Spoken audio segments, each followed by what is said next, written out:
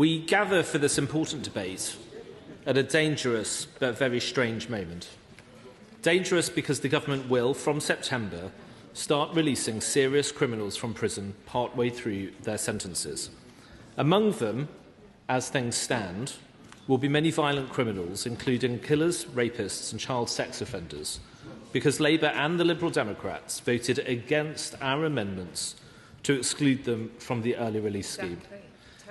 Thanks to those Labour and Lib Dem votes, some of those released may be convicted members of the rape gangs. Our position remains clear, Madam Deputy Speaker. Not one of these dangerous, disgusting people should ever have been included in Labour's early release scheme. And it seems the next leader of the Labour Party, the next Prime Minister, disagrees with the Justice Secretary and Sentencing Minister and agrees with us. His people told the Sunday Times he wants to prevent child sex offenders walking free. His advisers, they say, are working on primary legislation. But they also say, with the Right Honourable Member for Makerfield not taking office before the summer recess, they might not be able to act in time. And this is what's very strange about this dangerous moment. We have a Prime Minister squatting in Downing Street, holding on until the World Cup final, recording videos in empty rooms about his achievements and legacy, pretending he'll intervene to overturn Gerald Quantz's red card, with no mandate, no purpose and no authority. And we have the next Prime Minister, indeed the only candidate to become Prime Minister, saying he disagrees with what the government he's due to lead will do this September, but he lacks the time or the power to do anything about it. That is pathetic. The House is sitting this week and next before the summer recess, and there is plenty of time to act. The government could amend the Sentencing Act and exclude rapists and child sex offenders in emergency legislation. It could lay new commencement regulations, delaying the introduction of the early release scheme, and give the new Prime Minister enough time to get his act together. We've invited the government to do these things in the motion we laid before the House today, and we understand the government will not contest the motion. After voting for the Sentencing Act and against our amendment to exclude sex offenders from the early release scheme, today they have folded. But they still cannot tell us the plan. Will they bring forward emergency legislation? Will they bring forward new commencement regulations? They should. We know these ministers are in office, but not in power.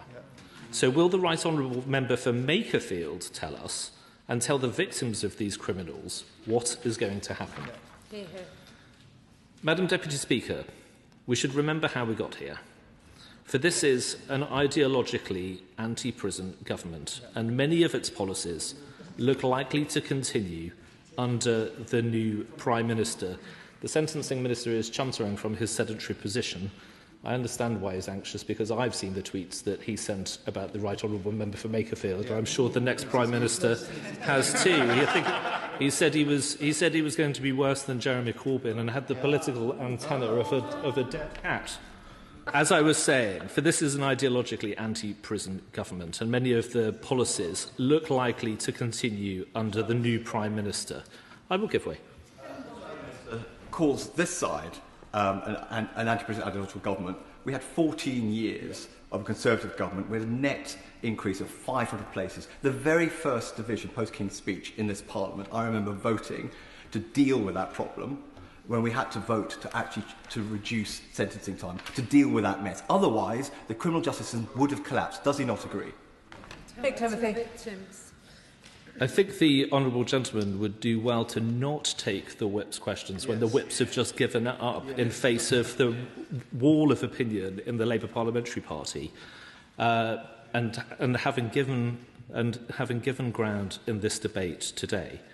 The Prisons Minister says only a third of prisoners should be locked up. The Sentencing Minister says a pretty big chunk of the prison population should not be there. They've legislated to get rid of short-term sentences, effectively decriminalising shoplifting and many knife crimes.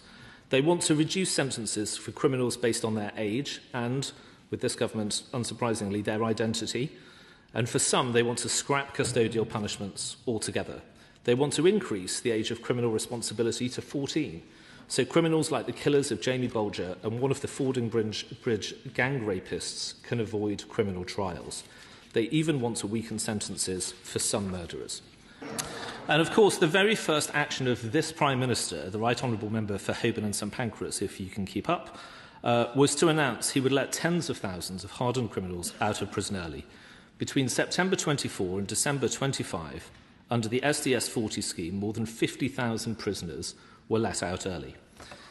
It's no surprise, as prison governors have been lining up to tell the government, that in this rush to let criminals out, more prisoners have been released in error than at any time on record. And it's no surprise that prisoners are finding it harder to make sure released prisoners have a plan for housing and for work. But that's not the only mess caused by this reckless policy. We know prisoner recalls are at a record high. In fact, more criminals have been recalled to prison than released under SDS 40. But ministers refuse to tell us how many recalled prisoners were let loose through early release. Now they're going further. Under the Sentencing Act 2026 and SDS 33, thousands of prisoners will be let out after serving just 1/3 of their time. More than 7,000 victims have received letters telling them the perpetrators of the crimes against them may be set loose. No wonder the Justice Secretary is hiding today in his ministerial office rather than defending his record or the policy that has now been abandoned. In January, as this House considered Lord's amendments to the then sentencing bill, the sentencing minister told the House, this is a quote, "Nothing in the bill changes sentences for prisoners convicted of the most serious, heinous crimes." We all knew that that was nonsense, because when we tabled amendments to exclude from SDS 33 those convicted of the most serious offences, rape, sex offences, child sex offences and more, the government whipped its MPs to vote against us. This would all be bad enough on its own terms, but it's clear that the government has completely lost control of the process for early release. They don't even know who is scheduled to be released or when. My honourable friend, the member for Bexhill and Battle, asked ministers to break down which offenders would be released when and to disclose what crimes they'd committed. The sentencing minister told the House, this is another quote, "It's not possible to know future release data precisely so far in advance." Only last week, when my honourable friend asked the minister to guarantee that convicted rape gang members would serve their sentences properly, he refused to do so. Lord Timpson, speaking for the government on Channel 4, went even further. He said, this is another quote, "It's impossible for us to say exactly who will be released, where and when." Madam Deputy Speaker, the first 700 released prisoners are due to walk free on the 2nd of September, and more will follow every month thereafter. We don't know. The government isn't in a position to tell us who's going to be released, what crimes they committed, and when exactly they will. So when will ministers know the identity and what crimes have been committed by those due to be released? Are we to wait until they've reoffended and the details emerge as they're arrested, charged and prosecuted all over again? Is the cost of this ineptitude yet more crime, yet more victims of crime, and yet more lives ruined? A government that cannot tell the public who it's releasing from prison has no business releasing any of these dangerous criminals. Today, the government has caved under Conservative pressure, but we still don't know what the policy will be. We have a minister here unable to answer, a political eunuch humiliated by his current boss, the Justice Secretary, and his next boss, if he gets a job, left with nothing to say but wait for Andy. Madam Deputy Speaker, the approach of ministers to all these concerns, very legitimate concerns shared by people up and down the country, has been to say that there's nothing to see here. They still tell us it's all going to be fine, but they haven't had the nerve to ask their MPs to vote on it. They say the criminals they release early will be, this is another quote, will be managed under strict licence conditions and can be recalled if those conditions are breached, as though this is some kind of special new initiative. Of course they're released under licence, but the government refuses to say what these conditions will entail, whether they're new conditions or tougher conditions, what safeguards are in place, and what resources will be deployed to ensure these criminals don't reoffend or disappear from the radar. If they won't even tell us, how many prisoners released under SDS 40 have been recalled to prison, how can we trust them with what they say about SDS 33? The government has been saying in response to us that, no, this is absolutely necessary. We must release these serious sex offenders. Otherwise, there will be a crisis in the prison system. But it's clear that the Right Honourable Member for Makerfield, the next Prime Minister, agrees with us and not with them, which is why they folded in this debate and this vote this afternoon. And I feel very sorry for the Minister that he's been put in this position. It's one man and two governors. And he's in a very difficult position. Of course it's possible, even if you accept we need to have an early release scheme of the kind that the government is introducing, to exclude the kinds of offenders that my honourable friend just described. And if they're releasing, as I was saying, if they're releasing record numbers of prisoners in error, how can we trust the government to get these processes right? Madam Deputy Speaker, it's easy for debates like this to be lost in statistics, technocratic jargon and legal language. So I would like to end on this important note. Fiona Goddard was just 14 when she was abused by a rape gang. 7 of her abusers were convicted.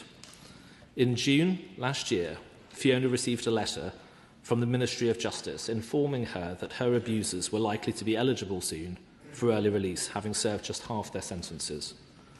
Last month, she received another letter saying under the Government Sentencing Act, her abusers may now be released after serving just 1/3 of the time she was told they would serve in prison originally. Fiona and several other victims, Sarah Wilson from Rotherham, Carly and Jessica from Huddersfield, Erin from Dewsbury, and the mother of a victim who since died from Rochdale, have written to all of us, all members of the House. Several of those brave women, and some others, are in the gallery with us today, and they've asked us, in their words, to, quote, hear the pain behind their letter, support an amendment to the Sentencing Act, and exclude sex offenders from the early release scheme. We can only imagine the suffering and the torment these women have experienced. To be told that those who abused them over many years may now be back on the streets long before they were supposed to be is not just disgusting, it's terrifying to them. Yes. Madam Deputy Speaker, it's shameful that the Justice Secretary has refused to come to the House today, and it's ridiculous that the government has bowed to our argument and accepted our motion without telling us, all victims, what it plans to do instead. Victims are left in limbo. Are we going to get emergency legislation? Are we going to get new commencement regulations? Which offences will be excluded from the early release scheme? And how is this possible when ministers previously said it wasn't? The Minister is about to take to his feet, but I'm afraid he has no authority and no idea what's going to happen next. This dying government needs to be put out of its misery, and we need answers, not evasion, from the only person who can actually answer, and that's the Right Honourable Member for Makerfield.